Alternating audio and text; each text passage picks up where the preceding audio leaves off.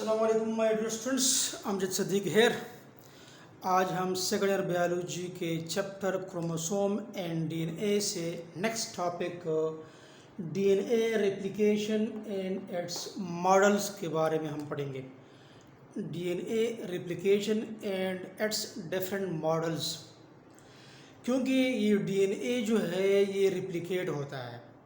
आप लोगों ने एक लोअर क्लास में आप लोगों ने पढ़ा होगा कि एक डीएनए जो होता है उसके दो कापीज़ बनते हैं, मतलब एक उसकी ओरिजिनल कापी होती है, एक उसकी डॉटर कापी होती है।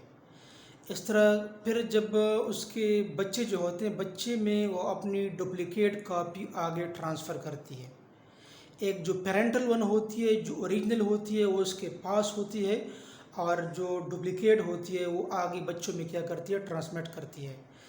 क्योंकि अगर ये डीएनए कॉपी ना बनाता और ख़ुद एक पेरेंट अपना डीएनए अपने बच्चे में ट्रांसफ़र करता तो फिर तो पेरेंट के अंदर डीएनए नहीं होता, पेरेंट के अंदर डीएनए नहीं रहता, तो पेरेंट्स फिर अपनी एक्टिविटी कैसे परफॉर्म करता। तो दैट्स वाई ज़रूरी है ये कि एक पेरेंटल डीएनए जो एक पेरेंट के अंदर होती है वो एक कॉपी बनाती है, और कॉपी जो होती है आगे क्या करती है, ट्रांसफॉर्म करती है। जिस तरह कि फॉर एग्ज़ाम्पल जब आप अपने डॉक्यूमेंट्स को कहीं सबमिट करते हैं टेस्ट के लिए, तो फिर आप उसके फोटोस्टेट निकालते हैं और उसके फ़ोटोकॉपीज़ जो होती हैं आप उसके सबमिट करते हैं। अपने ओरिजिनल फोटोस्टेट को, अपने ओरिजिनल जो डॉक्यूमेंट्स होते हैं आपके, वो आप अपने पास रखते हैं। कॉपी जो होती है उधर क्या हो जाती है, उधर सबमिट की जाती है, क्योंकि ओरिजिनल से फिर आप अपना फर्दर काम चलाते हैं। तो सेम इस तरीके से हमारे बॉडी में भी डीएनए होती है कि वो अपने कॉपी जो होती है आगे अपने बच्चों में ट्रांसमिट करती है। और ये जो कॉपी बनती है डीएनए के, ये कब बनती है? जब मैं आपको chapter biological molecule first year biology आपको डिस्कस कर रहा था, उधर मैंने आप लोगों को डीएनए के बारे में, डीएनए और आरएनए के बारे में मैंने डिटेल से उधर मैंने पढ़ा है। तो आप थोड़ा सा उसी चैप्टर के बारे में थोड़ा सा देख सकते हो, उसको थोड़ा सा आप एक नज़र देख ले, फिर आप इसी टॉपिक की तरफ आ जाए कि डीएनए बेसिकली होता क्या है, किस चीज़ से बनता है। अब ये बेसिकली जो सेल साइकिल में जो इंटरफेज होता है, सेल साइकिल में एक इंटरफेज होता है, एक डिवीजन फेज होता है। इंटरफेज में फिर एस फेज होता है, और इंटरफेज में जो एस फेज है, सिंथेसिस फेज, इसमें डीएनए की डुप्लीकेशन होती है, क्योंकि डीएनए का पहले एक क्रोमेटिड होता है, ठीक है। जब ये रिप्लिकेट होता है इसकी दूसरी कॉपी भी क्या हो जाती है, बन जाती है। पहले ये किस तरह होता है, पहले इसका इस तरीके से एक ही क्रोमेटिड होता है, डीएनए एक क्रोमेटिड है, ठीक है। इस फेज में जब इसकी कॉपी बन जाती है तो फिर ये इस तरीके से हो जाता है। बल्कि जब इसका एक क्रोमेटिड होता है, इससे पहले तो ये क्रोमेटिन मटेरियल की शक्ल में होते हैं, और ये क्रोमेटिन मटेरियल थ्रेड्स दागिनुमा शाम की तरह नज़र आते हैं। ये फिर फर्दर इसकी कॉइलिंग एंड रिकॉइलिंग हो जाती है, ये कंडेंस हो जाते हैं, क्रोमेटिड बनाते हैं, और फिर ये क्रोमेटिड जो होती है इसकी एक कॉपी बन जाती है। अब ये इसकी सिस्टर, इसको हम कहते हैं sister chromatids, both are called sister chromatids, क्योंकि इस पर जो जीन्स है वो इस पर भी होते हैं, जो मैंने इधर इसी रेप्लिकेट क्रोमोसोम को, या इसको डबल स्ट्रक्चर्ड क्रोमोसोम भी कहा जाता है। इसी डबल स्ट्रक्चर्ड क्रोमोसोम में दो क्रोमेटिड्स होते हैं, एक ये क्रोमेटिड है और ये एक क्रोमेटिड है, जो सेंट्रोमेयर की मदद से आपस में क्या होते हैं, अटैच हुए होते हैं। तो जो इन्फॉर्मेशन इसके अंदर होते हैं वो इन्फॉर्मेशन इसके अंदर भी होते हैं। और ये जो डॉटर कॉपी है, फिर ये आप लोगों ने माइटोसिस में पढ़ा है कि वो एनाफेज में क्या हो जाती है, आपस में डिवाइड होती है, डिफरेंट फेज की तरफ फिर ये जाती है। अब देखें, अभी आपके पास फॉर एग्जांपल आपको पता है कि डीएनए जो होता है ये एक डबल हेलिकल स्ट्रक्चर होता है, और इसके अंदर जो होते हैं ये डीएनए बेसिकली न्यूक्लियोटाइड से बना होते हैं, इसके दरमियान में हाइड्रोजन बॉन्ड्स होते हैं, इसके नतीजे में ये फिर स्टेबल होती है हाइड्रोजन बॉन्ड्स की मदद से। तो मैंने ये एक पेरेंटल डीएनए लिया है, इधर एक पेरेंट डीएनए है। अब पेरेंट डीएनए की जब रिप्लिकेशन होती है, जब हम डीएनए रिप्लिकेशन, इसके बाद एक टॉपिक आ रहा है उधर, उसमें हम इसको डिटेल से पढ़ेंगे कि कौन से एंजाइम इसमें इन्वॉल्व होते हैं। अब ये डीएनए अनजिप्ड हो जाता है, एक स्ट्रैंड ये पेरेंटल डीएनए, एक स्ट्रैंड इसका ये है और एक स्ट्रैंड इसका ये है, ठीक है। ये दोनों जो है इसके पेरेंटल स्ट्रैंड है, और जब ये अनजिप्ड हो जाता है, मैंने ब्लैक में शो किया क्योंकि ये भी ब्लैक है और ये पेरेंटल स्ट्रैंड भी मैंने ब्लैक में शो किए हैं। इस वक्त इसी पेरेंटल स्ट्रैंड को कहा जाता है टेम्पलेट स्ट्रैंड। टेम्पलेट स्ट्रैंड वो स्ट्रैंड होता है जिससे आगे फर्दर नए स्ट्रैंड बनते हैं। अब देखिए इससे ये न्यू स्ट्रैंड, ये रेड में जो मैंने शो किए, इसकी टेम्पलेट स्ट्रैंड के आगे एक नया स्ट्रैंड बना है विद न्यूक्लियोटाइड, क्योंकि साइटोप्लाज्म के अंदर फ्री न्यूक्लियोटाइड बहुत ज़्यादा पाए जाते हैं। वो न्यूक्लियोटाइड आपस में कंबाइन हो जाते हैं और नया स्ट्रैंड बना लेते हैं। इसी टेम्पलेट स्ट्रैंड के आगे जो है भी एक नया स्ट्रैंड बन जाता है। एज ए रिजल्ट एक डीएनए से आपके पास 2 डीएनए बन जाते हैं, इसको हम कहते हैं डॉटर डीएनए। एक ये डॉटर डीएनए है और एक ये डॉटर डीएनए है। तो this is called DNA replication, इसकी 2 कापीज जो होते हैं आपके पास बन जाते हैं। ठीक है, फिर हम आगे उसके डिफरेंट मॉडल्स के बारे में पढ़ते हैं। 3 मॉडल्स है, सेमी कंजर्वेटिव है, कंजर्वेटिव है और फिर जो है डिस्पर्सिव मॉडल है। इसके बारे में हमने आगे क्या करना है, इसको पढ़ना है। अब आपके पास स्पेशली जो आपके पास फर्स्ट मॉडल है that is the semi conservative model. अब पहले हम इसी फर्स्ट मॉडल की तरफ आते हैं, that is the semi conservative model.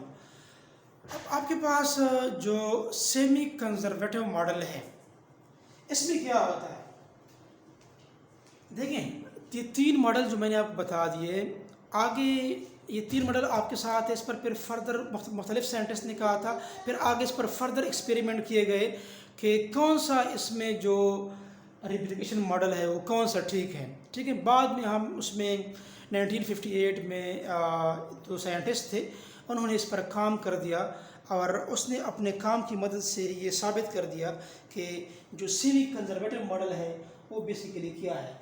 तो वो बेसिकली 2 साइंटिस्ट, उसका नाम था मिसेल्सन एंड स्टेल।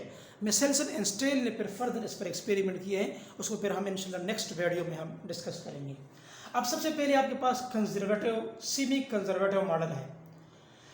जिस तरह कि आप किसी डॉक्यूमेंट्स की फ़ोटोकॉपी निकालते हैं तो फ़ोटोकॉपी कई तरीक़ों से आप निकाल सकते हैं। एक तो ये है कि आपके पास एक ओरिजिनल डॉक्यूमेंट्स है, आप फोटोस्टेट वालों के पास चले जाए, उसकी आप एक कॉपी निकालते हैं। ठीक है, दूसरा ये है कि आप उसको स्कैनर की मदद स्कैन पर रख ले, वो जो टेम्पलेट है जिससे आपने फ़ोटोकॉपी निकालनी होती है, स्कैन करके इसका एक फ़ोटोकॉपी आपको मिल जाती है। तीसरा ये है कि आप उसका पिक्चर निकालते हैं, फिर व्हाट्सएप में सेंड करते हैं फर्दर, या व्हाट्सएप के थ्रू किसी को भेजते हैं, उससे आप एक प्रिंट निकालते हैं। तो 3 तरीके हैं। अब इसमें कौन सा तरीका जो है वो मोस्ट सूटेबल है, कौन सा आपके लिए आसान होगा उसी फोटोकॉपी की केस में, बट इधर कौन सा वाला ठीक होगा इसको हम फिर बाद में डिस्कस करेंगे मिसेल्सन एंड स्टेल के एक्सपेरिमेंट्स में। सबसे पहले सेमी कंजर्वेटिव मॉडल, इसको वाटसन एंड क्रिक मॉडल ने पेश किया था। सेम जो मैंने आपको पहले बता दिया उस तरह है कि आपके पास एक पेरेंटल डीएनए होता है, ये अनजिप हो जाता है, अनवाइड हो जाता है। एक ब्लैक में ये मैंने शो किया पेरेंटल और ब्लैक में मैंने ये शो किया। इस वक्त इसको हम कहते हैं टेम्पलेट स्ट्रैंड, क्योंकि इससे फिर फर्दर किसने बनना है, नए स्ट्रैंड ने बनना है। तो न्यू स्ट्रैंड को फिर मैंने रेड में शो किया। देखिए इसके गिर्द भी एक न्यू स्ट्रैंड बन गई है, इधर भी एक न्यू स्ट्रैंड बन गई है। ये किससे बनती है न्यू स्ट्रैंड, बेसिकली जो फ्री न्यूक्लियोटाइड पाए जाते हैं इधर सेल के अंदर, उससे फिर नया स्ट्रैंड बन जाता है। तो पहले अनजिप हो जाती है, लास्ट बेस पेयर्स को लॉस कर देते हैं, फिर फर्दर नए बन जाते हैं। आपके पास एक डीएनए से 2 डीएनए बन जाते हैं। हम कहते हैं कि डीएनए की रिप्लिकेशन होगी, इसकी 2 कापीज बन गए हैं। ठीक है, तो ये था आपके पास सेमी कंजर्वेटिव मॉडल जो एक्चुअली एक्सेप्टेबल मॉडल है। ठीक है, अभी हम इसके बाद फिर आते हैं जो दूसरा वाला आपके पास है, that is the conservative model.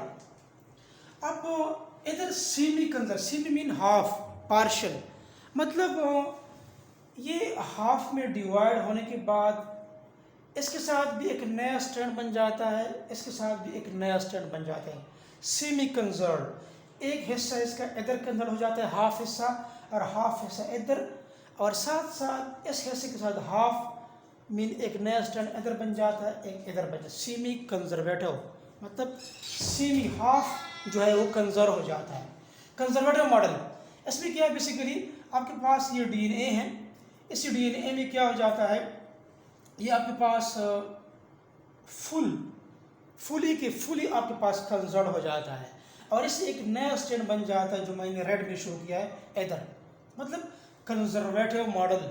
इसमें पेरेंटल डीएनए इधर कंजर्व्ड है, ओल्ड स्ट्रैंड्स है दोनों के दोनों, ये कंजर्व हो गए। इससे फिर नया स्ट्रैंड जो होता है वो सामने आ जाता है, एक डबल हेलिकल होता है। इस तरीके से एक डीएनए से 2 डीएनए बन जाते हैं, डीएनए की रिप्लिकेशन हो जाती है। और जो आपके पास थर्ड मॉडल है basically that is the you can say dispersive model. अब जो आपके पास डिस्पर्सिव मॉडल है, इसमें क्या हो जाता है? इसमें अगर मैं आपको बताऊं कि आपके पास दो तरीके से मैंने आपको शो किए हैं जो आपके लिए आसान हो। पहले मैंने एक पेरेंटल डीएनए है, ठीक है, मैंने इस तरह लिया है, ठीक है, आप इसका स्क्रीनशॉट भी ले सकते हैं। मैं अगर आप उसको इसका तरीका बता दूं, फॉर एग्जांपल ये मैंने इस तरह बनाया है। फॉर एग्जांपल आपके पास देखें, ये जो आपके पास पेरेंटल डीएनए है आगे, ये मैंने जो ब्लैक में शो किया है, ये डीएनए फॉर एग्जांपल देखिए मैं इधर दोबारा ड्रा कर रहा हूँ फॉर एग्जांपल, ठीक है, ये इस तरीके से मैंने ड्रा कर दिया। अब इसमें क्या हो जाता है? डिस्पर्सिव, ये डिस्पर्स हो जाती है। फॉर एग्जांपल देखिए ये ब्लैक को मैं हटा रहा हूँ, इधर से ब्लैक को मैंने हटा दिया, ठीक है, फिर मैं इसको इधर से हटा रहा हूँ पार्ट को, ठीक है, फिर ब्लैक रहता है, फिर मैं इसको इधर से हटा रहा हूँ, ठीक है। अब देखिए फॉर एग्जांपल इसकी जगह पर जो मैंने हटा दिया, फॉर एग्जांपल इसको मैं रेड, इधर रेड आ जाता है, ये मिक्सर एक्चुअली बनते हैं। फॉर एग्जांपल ये रेड है, ये इधर रेड आ गया, ये इधर रेड आ गया, ठीक है, सही। अब देखें इस तरीके से इसका जो सामने वाला हिस्सा है, फॉर एग्जांपल ये वाला, इधर भी अगर इसको मैं हटाऊं अल्टरनेटली ये ब्रेक डाउन हो जाती, ठीक है। और इसको इधर भी मैं क्या कर लूँ, इधर भी मैं रेड और रेड मैंने लगा लिया, ठीक है। तो ये दो स्ट्रैंड क्या हो जाते हैं, ये सेपरेट हो जाते हैं ना। फॉर एग्जांपल देखिए एक स्ट्रैंड आपके पास फॉर एग्जांपल उस साइड पर मैं एक ये ड्रा कर रहा हूँ, ये फॉर एग्जांपल ये रेड है, ठीक है, रेड फॉर एग्जांपल इस तरीके से, फिर रेड, ठीक है, इस तरीके से, फिर इधर भी इसके दरमियान में रेड, ठीक है। और ये दरमियान में जो रेड है, फॉर एग्जांपल जो ये रेड है और ये रेड, इसके दरमियान में ये रेड, फॉर एग्जांपल इसको मैं इधर ड्रा कर रहा हूँ, ये रेड आ गया, ये रेड आ गया, और इधर भी एक रेड होता है, ठीक है। अब इसके दरमियान में क्या है? ब्लैक है। फॉर एग्जांपल देखिए इधर क्या है? ब्लैक, इधर भी ब्लैक, इसके दरमियान में भी ये ब्लैक स्ट्रैंड है क्योंकि ये मिक्सचर इधर बन रहा है, ठीक है। अब इसके सामने फॉर एग्जांपल देखिए, अब ये आपके पास रेड है, तो रेड के सामने मैंने इधर ब्लैक, इसी रेड के सामने ब्लैक, इधर मैंने फॉर एग्जांपल ब्लैक, इस तरीके से ये रेड है, रेड के सामने ब्लैक, रेड के सामने इधर ब्लैक, इधर ब्लैक, ठीक है। अब ब्लैक के सामने क्या, फॉर एग्जांपल मैं रेड को ड्रा कर रहा हूँ, इधर फॉर एग्जांपल ये रेड हो गया, ये भी रेड हो गया, इस तरीके से ये रेड, ठीक है, ये रेड। अब इधर भी ब्लैक है, दो रेड और ये रेड। अब देखिए आपके पास एक, इसको मैं मिटा रहा हूँ, अब आपके पास एक डीएनए से दो डीएनए बन गए। कितने डीएनए बन गए आपके पास? दो डीएनए आपके पास इधर बन गए। अब देखिए इसको मैं इस तरीके से, ये ब्लैक, ये भी ब्लैक और ब्लैक, तो इस तरीके से आपके पास एक डीएनए से आपके पास दो डीएनए बन जाते हैं।